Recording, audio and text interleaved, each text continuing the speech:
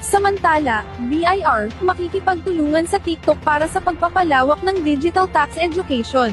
Planong palawakin ng Bureau of Internal Revenue ang digital tax education campaign nito, sa pamamagitan ng social media platform na TikTok. Nakipagpulong na si BIR Commissioner Charlie Mendoza sa mga kinatawan ng TikTok Philippines para sa isang kolaborasyon, na layong hikayatin ang mas maraming taxpayer na voluntaryong magbayad ng buwis, bilang bahagi ng 2026 National Tax Campaign ng pamahalaan. Sa ilalim ng planong partnership, gagamitin ng TikTok upang ipalaganap ang mahahalagang impormasyon sa buwis sa pamamagitan ng maiikling video at creator-led content, lalo na sa panahon ng Tax Awareness Month. Magsasagawa rin ng BIR ng online at on-site workshops katuwang ang TikTok na tatalakay sa taxpayer registration, taxable income, filing at payment procedures, at iba pang isyu sa compliance. Ayon kay Commissioner Mendoza, mahalaga ang paggamit ng digital platforms upang mas epektibong maabot ang mas maraming taxpayer.